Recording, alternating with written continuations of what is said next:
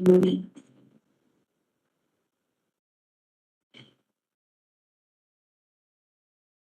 I have your lordship's permission to commence the proceedings of the court?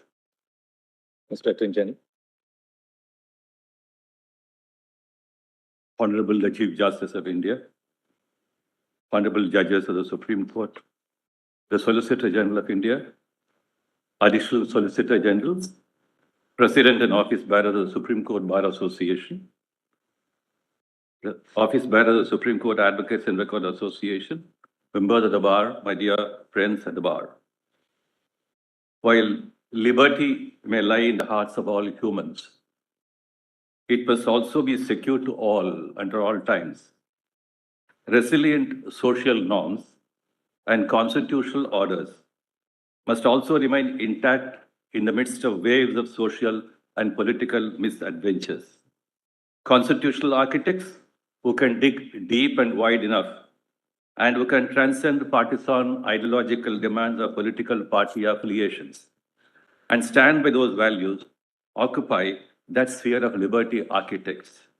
Mr. Fali Nariman was one such architect.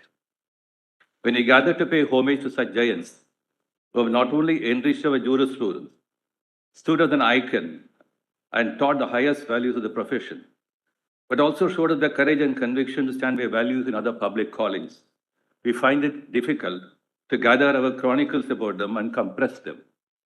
Talk of the march of Indian constitutional law without reference to Mr. Fali Nariman would be like marching with a flagpole without the flag. It's customary to set out biographical details, the outstanding ones, to fill the homage pages. What is difficult in connecting the life dots and his contribution is the vastness of his life canvas. I have endeavored to capture a few remarkable and unique contributions made by Mr. Nariman and to invoke our own commitments to such causes, subjects, and values. The stories of the world of arbitration, both international and national, cannot be written fully without mapping the roles played and responsibilities undertaken by him. Ambassador Viond Dua in his message penned a few years ago for the book on international arbitration in honor of Mr. Nariman said that, for us in India, 91-year-old Fali is a national treasure. And he paid rich encomiums to the range of his contributions, and particularly about his work in the Kishan Ganga international arbitration administered by the PCA. Chief Justice Chandrachur, writing in the same volume, said, countless efforts have rested easy on Mr. Nariman's shoulders. And admiringly spoke about the notable contributions made by him to the world of arbitration. In the 10th annual golf lecture, by Nariman, he critiqued what he called the mills of arbitration and cautioned against the transformation of arbitration into international disputology. The insights he gathered from his engagement in the international arbitration scene over a period and their encapsulation in several writings from 2003 to 2020 has given us a rich and coherent jurisprudence of the arbitration world. Mr. Brooks Vidali, writing the same volume, fondly talks about the long and fruitful relationship between the Permanent Court of Arbitration and Mr. Nariman. The pages of Indian constitutional law are copiously filled by his numerous engagements in cases of perennial significance. But one case that has rendered invaluable support for invocation of international law to be embedded in domestic law is the Vishaka principle. His articulations Vishaka are now an integral part of public law. He remained the president of the Bar Association of India for more than 2 decades. He wrote regularly for the Indian Advocate, the journal of the Bar Association of India.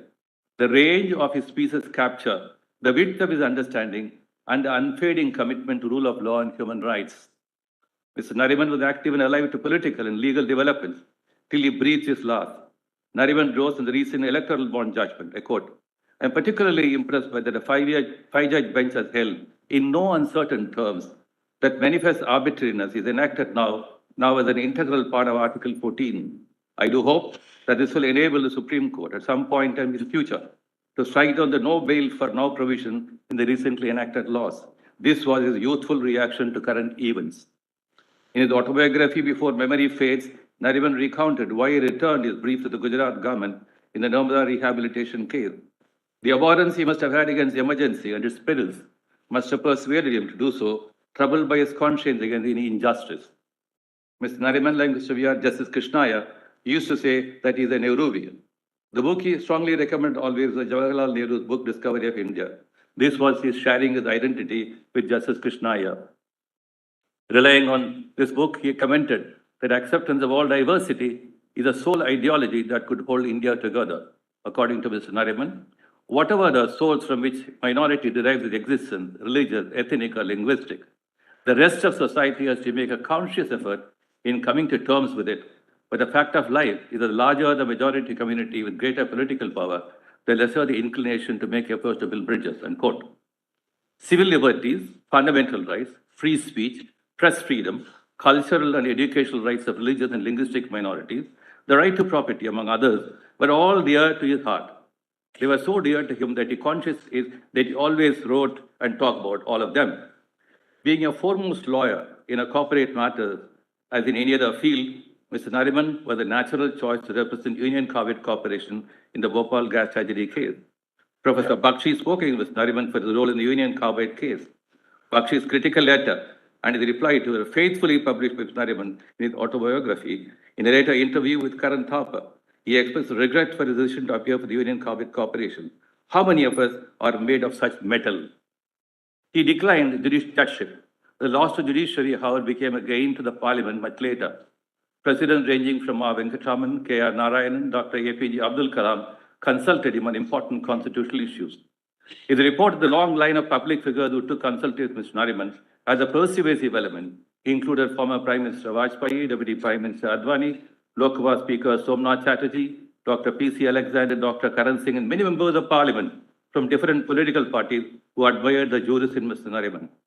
In one of his speeches to parliamentarians, Mr. Nariman elaborated on one of his favorite judgments, and that was judgment by Justice Chinnapareddy Bijoy Emmanuel. He said, "Our tradition teaches tolerance, our philosophy teaches tolerance, our constitution teaches tolerance, let us not dilute it." Fali said, extolling the parliamentarian to make it a policy of the nation. In 1999, when Prime Minister Vajpayee had recommended to President K.R. Narayanan the name of Fali Nariman for being nominated under the President's discretion to Rajya Sabha, it is said that the tough former diplomat Brijesh Mishra, Principal Secretary of the Prime Minister, barely suppressed happiness to convey the glad tidings. I think the President will be pleased with the name. It will set the credit of the Prime Minister and his advisors, but most of all, the credit of Mr. Nariman, stature. No one thought the renowned jurist and the condemned Additional Solicitor General of India would, as a member of Parliament, be soft on the ruling establishment or somehow got co-opted by it. The thought simply did not occur to anyone. And that is what called independence, and that's what called autonomy, as somebody says. Nominated MPs get very little speaking time, but some people impact their surrounding by their mere presence. Nariman did that in the Supreme Court and in the upper house of Indian Parliament. On January 27, 2000, President Narayanan, while addressing members of Parliament on the occasion of 50th anniversary of the Republic of India, said, quote, "When there is so much talk about revising the Constitution or even writing a new Constitution, we have to consider whether the Constitution that has failed us or whether we have failed the Constitution." Unquote. From the galleries, he says, I noticed Mr. Nariman erupt in delighted applause, thumping the desk in front of him with the central hall resounding with the approbation. And as he was on my way out, he came up to me and said, "Brilliant, brilliant, our president is brilliant." Mr. Nariman, being in Parliament, was akin to a conscience keeper, being in the atrium of India's legislative genius. He represented the Constitution's foundation objectives, his driving force, which was about rights and duties woven into the resplendent short silk of democratic republicanism. During his 6 years as a parliamentarian, the world moved from the 20th century to the 21st, and Mr. Nariman moved from spending time at the bar and before the bench to the red carpeted and maroon upholstered chambers of Parliament. He introduced 4 private member bills in the Rajya Sabha, namely the Disruption of Proceedings of Parliament, Bill 2004, the Judicial Statistics Bill 2004, the Constitution Amendment Bill 2004, to amend Articles 217 and 224, and the Representation of People Amendment Bill 2004. He said he received assurance from the government that it would look into matters and 4 questions raised by him relating to budget allocation for elderly persons, prohibition of contract labor, village public telephones, and a general issue relating to Central Vigilance Commission Bill 2003. Some of them have become legislative enactments now. In a country like India, so diverse, so variegated, there is another side to every other side as well, inside every inside. And so be just as one can be, but you will always steal someone out of justice. Mr. Nariman knew this. Nariman called attention to motions related to the grave situation in Maharashtra due to unprecedented rain and the hike in petrol and diesel price in August 2005. His special mention of Rajya Sabha helped maintain educational autonomy in universities. He also introduced the report of the Committee of Privilege to the Rajya Sabha on December 18, 2000. He has participated in debates on many government legislation and took interest in the lawmaking process. In Mr. Nariman's death, India has lost its tallest spokesman for honesty in public intent and private conduct, probity in public service and private enterprise, and simple decency in public dealing and private equation. He was free of all sanctimony, all pomposity. The brightness of his professional life was so blinding that to miss taking adequate notice of his parliamentary life. He will be failing in our duty if we do not stop and reflect on the life and works of Mr. Nariman as a parliamentarian par excellence. The Indian Parliament is richer today due to its debates, its interventions, and time can never erode the pillars of strength that Mr. Nariman has added to the edifice of Parliament and parliamentary democracy. He led a full life. He has given unto us a great gift in Justice Rohinton Nariman, who has his credit a remarkable professional career and outstanding judicial contribution. Just a few days before Mr. Nariman laid his physical frame to rest, I was with him, had a warm and delightful exchange of views, and little did I knew that I will see him not again. I have several fond memories of my interactions with him, and they will all remain my treasure chest. May his soul rest in divine grace.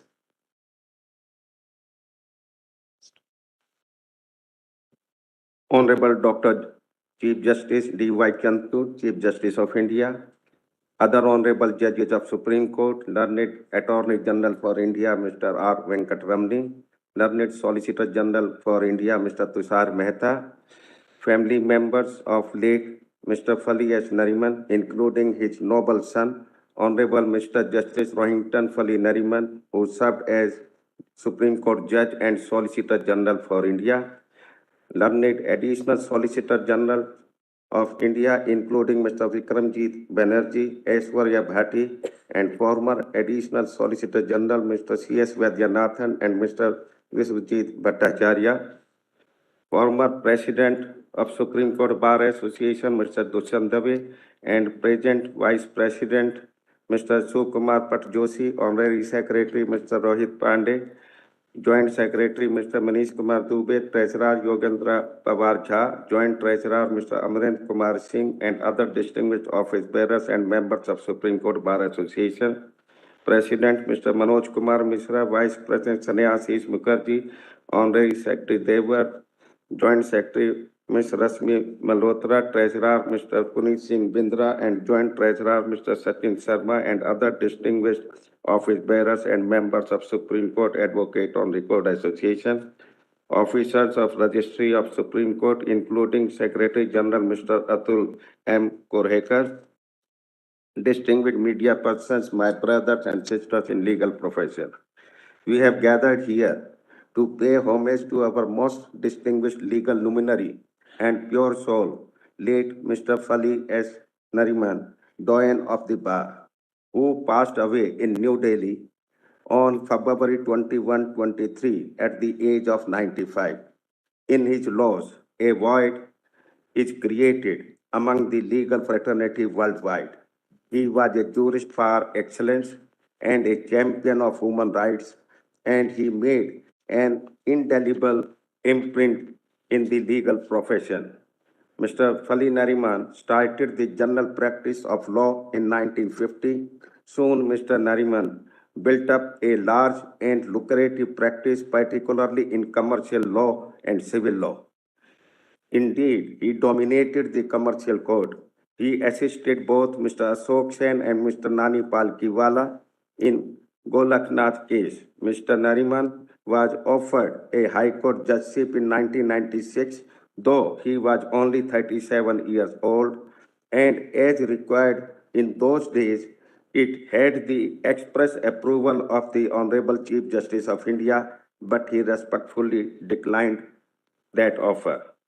His appearance in an election case for Mr. H.R. Gokhale, later Union Law Minister, felicitated his first independent appearance in the Supreme Court, and he shifted his practice to the Supreme Court. He was designated as senior advocate in 1971. In 1972, Mr. Nariman was appointed Additional Solicitor General of India. As a champion of human rights, he resigned as Additional Solicitor General of India when emergency was imposed in June 1975.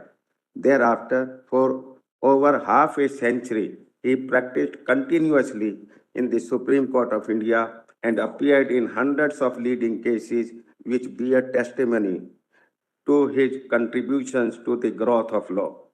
Mr. Nariman had served as Vice President and President of Law Asia.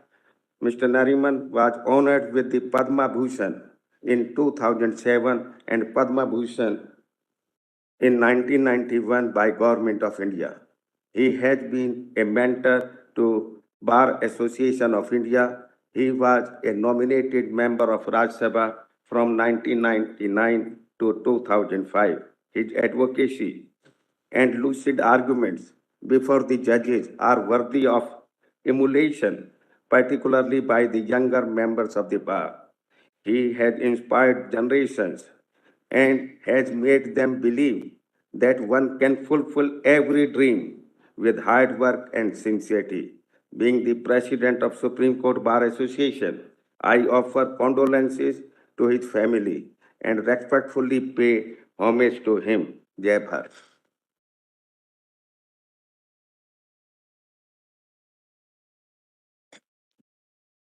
My esteemed colleagues, Mr. R. Venkatramani, the Learned Attorney General for India, Mr. Tushar Mehta, Learned Solicitor General, and law officers, presidents of the SCBA and SCORA, distinguished members of the bar, members of Mr. Nariman's family, and part of our own extended family, Justice Rohinton Nariman, Sanaya, Neena, Khurshid, Rohan, Mr. Subhash Sharma, who was not just a junior for Mr. Nariman, but a part of the family, and members of the registry. So much has been said about Mr. Fali Nariman. Accolades and tributes have been showered in rich abundance to his memory. So much yet remains to be said. The universe of infinity, or the infinity of the universe, whichever way we perceive it, defies prose and verse. The values which Fali Nariman embodied, unflinching ethics, indomitable courage, and an unwavering pursuit of principle, provide a balm to the soul, not just to the profession, but to our nation. In the Iliad, Homer compares people to leaves, noting that in the winter they are blown to the earth, and as spring comes again, the budding wood grows once more, causing Homer to state, and so with men, one generation grows, another dies away. But some names remain. Our nation has been blessed with several talented legal minds both before and after we gained independence. But every now and then, a lawyer transcends advocacy to become a leader and pillar of the community. They do so first and foremost through their outstanding legal acumen and incredible work ethic. These foundational attributes are buttressed by subtler but equally important qualities, such as a keen understanding of a lawyer's role in our nation's socio-legal fabric, their integrity and courage in the face of injustice, and perhaps most of all, their compassion and willingness to help others.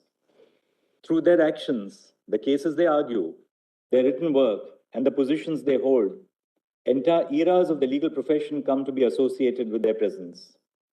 Mr. Nariman was unquestionably a symbol of all this and more. While Mr. Fali Nariman's contribution to the Indian legal profession was the result of his hard work, his very presence in India was the result of unforeseen events, or as some would say, fate. Born on 10 January 1929 in the territory that was then Burma, it was the Japanese invasion of the Indo-Pacific that caused Mr. Nariman's family to migrate to India. The arduous trek in the face of incessant bombing instilled steel in the young child, who by his own admission had until then a rather devoted upbringing. He completed his secondary education at the Bishop Cotton School in Shimla and secured a degree in history from St. Xavier's College in Mumbai. At the Government Law College in Bombay, he was instructed by several practicing members of the Bombay Bar, including Nani Palkiwala, Yashwant Chandrachur, and Jal Vimadalal. He was, and with the benefit of hindsight, perhaps unsurprisingly, an outstanding student who was always amongst the top of his class, securing the Kinloch Forbes Gold Medal in Roman Law and Jurisprudence, and standing first in the Advocacy examination conducted by the Bar Council. The early years of Mr. Nariman's career were spent, like many of us, carefully observing and assisting senior counsel. He joined the chamber of Sir Jamshedji Kanga in Bombay. The chamber had a veritable assembly line of brilliant juniors, including Marzban Mistri, Rustam Kola, Hormazji Sirbai, Kharseji Bhaba, Soli Sorabji, Jal Vimadalal, and Nani Palkiwala. Fali Nariman's presence rested easy amongst his peers. He excelled, arguing case after case before distinguished judges, M.C. Chagla, P.B. Gajendra Gadkar, who would be later elevated to the Supreme Court and ultimately hold the position of the Chief Justice of India, S.R. Tendolkar, and J.C. Shah, to name a few. Mr. Nariman always insisted that the more work you'd have, the sharper are your mental faculties. Living by this principle, after a full week arguing in the Bombay High Court, Mr. Nariman often used to travel to Pune to practice in the district court, honing his skills in the art of trial advocacy. Though drawn from the original side, he had no air of superiority or condescension. The phrase, all roads lead to Rome, can aptly be modified for a great many Indian lawyers to say all roads lead to Delhi. And so it was with Mr. Nariman. Despite his long-standing loyalty to the Bombay Bar, he was gradually pulled in by the gravitational force of this court, which is the ultimate arbiter of constitutional disputes, and the nation was better off for it. While still practicing in Bombay, he began appearing at the Supreme Court, most notably assisting both Ashok Sen and Nani Palkiwala as they argued the landmark case of Golaknath versus State of Punjab before the 9 judges of this court in 1967. In 1971, he was designated a senior counsel in the Supreme Court. In 1972, he was appointed Additional Solicitor General of India at a time when the Union of India had only 3 law officers, the Attorney General of India, the Solicitor General, and Mr. Nariman, the Additional Solicitor General of India. As Nariman says in his book, Before Memory Fades, a foreigner in Delhi has to establish himself both in integrity and ability. Only then will the Supreme Court bar accept them as one of their own. But once they do so, its members are the most affectionate and loyal of all comrades. Our bar would submit to a decree on admission when I say that Mr. Nariman passed this test with flying colors. He represented the Union of India in this court and at various other fora during his tenure as AIG. He argued seminal cases such as Bennett Coleman versus Union of India. He was a spirited representative of India at international events such as the conferences of Law Asia and the International Law Association. An embodiment of the generous cultured traditions of the Parsi Zoroastrians, he and his gracious spouse Bapsi were full of mirth. They were joyous and spread joy around, complemented in good measure by dhansak and a good tipple. Fali possessed an unending compendium of stories about yesteryear. Bapsi and Fali were never short of his generous chuckle and the glint in the eye. With the imposition of the internal emergency in June 1975, Fali Nariman resigned as Additional Solicitor General. As Martin Luther King once mused, cowardice asks the question, is it safe? Expediency asks the question, is it politic? Vanity asks the question, is it popular?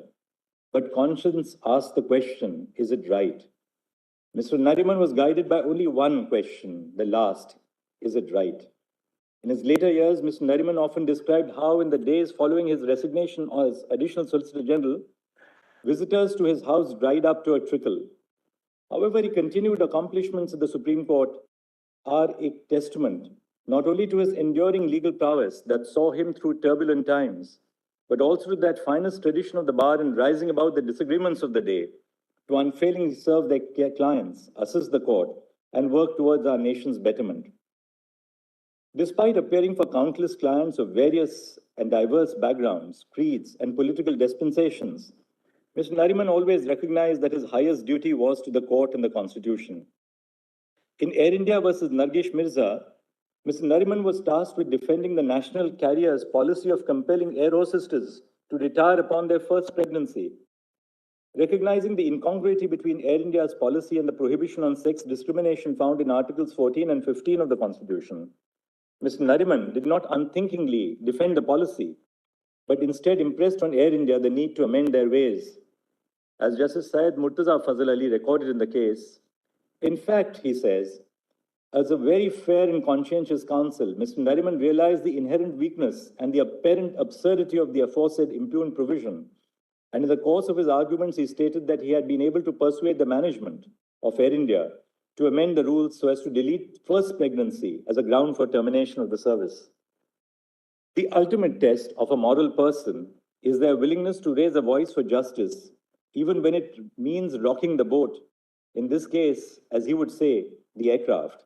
And Mr. Nariman was always willing to speak for what was right and just.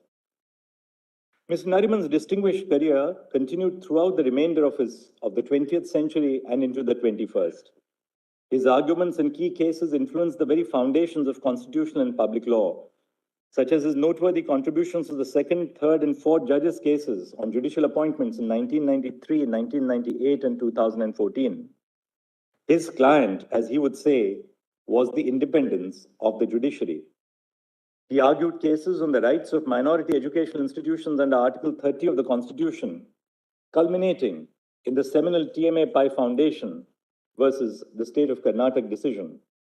Away from Delhi, he was also a seasoned lawyer before various tribunals established under the Interstate River Water Disputes Act 1956, representing the state of Karnataka for over 30 years in the Kaveri water sharing dispute.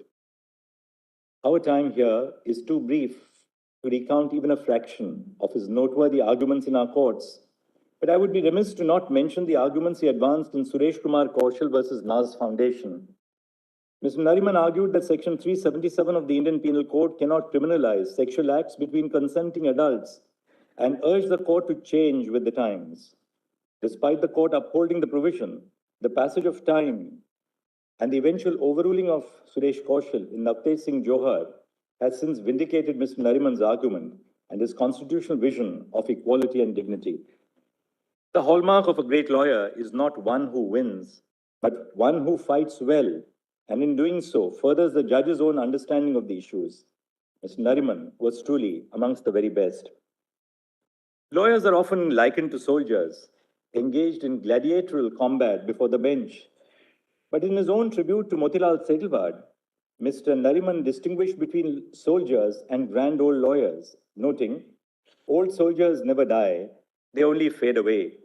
Grand old men only die, but they never fade away. Words that have a particular resonance as we are gathered here this morning. Mr. Nariman's contribution to the legal profession transcended the court. He was the president of the Bar Association of India from 1991 to 2010, and a member of the International Commission of Jurists from 1995 to 1998. He served as a vice chairperson of the Court of Arbitration of the International Chamber of Commerce and as a member of the London Court of International Arbitration. Public law became a part of his flesh and blood, but he was at heart a quintessential lawyer who had found his moorings in commercial law. Arbitration was close to his heart. Conferences of the Permanent Court of Arbitration were never complete without his presence. In 1991, he was awarded the Padma Bhushan, and in 2017, the Padma Vibhushan. In his time, he also served as a nominated member of the Rajya Sabha from 1999 to 2005, which the learned Attorney General has recounted. Despite scaling these incredible heights, Nariman always maintained that greatness and modesty go hand in hand. He was a man truly in the mold of his mentor, Sir Jamshedji Kanga, who famously, even at the age of 92, always insisted, I am still learning. Even after retiring from active practice, he authored numerous articles and books that have inspired countless lawyers, the most recent of which, titled, You Must Know Your Constitution, was published a few months ago. By writing opinion pieces in newspapers on complex legal issues and constitutional doctrine, Mr. Fali Nariman tried to ensure that legal discourse is not limited to lawyers and judges and reaches the wide spectrum of society. A few months ago, I had written to Mr. Nariman requesting him to contribute an essay to a volume on 75 years of the Supreme Court that we will be publishing in a few months. At about noon on the day before his passing, we received an email with his essay with a gracious hand-signed note. I'm also reliably informed that right until the night before his passing, he was meticulously settling the draft of a written submission for an upcoming Constitution bench hearing on arbitration law. His mental agility, dedication to his work, and commitment to the law remained uncompromised till the day he finally rested. Mr. Nariman's life and career before our courts lived up to the highest ideals of the legal profession. No matter the client, the government, or the case, Mr. Nariman sought to advance a vision of the law grounded in liberty, equality, and justice, the foundational values of our Constitution, and ultimately our society. No matter the occasion or the opponent, he conducted himself with grace and poise. As recently as in 2022, he wrote for the Indian Express that a futuristic court is not just one that is technology enabled, but also that which is independent. He wrote, first and foremost, the judiciary as an institution needs to preserve its independence. And to do this, it must strive to maintain the confidence of the public in the established courts. The independence of judges is best safeguarded by the judges themselves through institutions and organizations that the law empowers them to set up. Mr. Fali Nariman's life straddled time and roles of personality. He embodied the fierce and unwavering commitment to the rule of law, which has defined the position of our bar after 1947. As an inveterate lawyer, Fali Nariman was that and more. He was a mentor to many on the bar and the bench. He had perfected the fading art of letter writing. He would share an article or eagerly inquire about areas of emerging interest like technology, in which he was a self-confessed beginner. While he was not one to mince words on a judgment he disagreed with, he was equally the fond and generous senior. A day before his passing, I received a letter from him on a recent judgment of the Constitution bench. Mr. Nariman fought many battles. Some of these battles continue needing to be fought. He narrated a story involving a conversation between two distinguished lawyers in our bar library during the course of the emergency. One was drawing puffs on his pipe. The first of the two lawyers said to the other, "Tame bolo, you speak." The other said, "Tame bolo, you speak." When many voices fell silent during difficult times, Nariman's resounding baritone resonated in the walls of the court and beyond. His voice represented the conscience of the nation. In the end, it was not Mr. Nariman who gave up on these battles. It was only his body. His soul will live on in the many lives he touched and the thousands more he inspired, and his memory will always serve as a guiding light for those who pursue justice in these halls.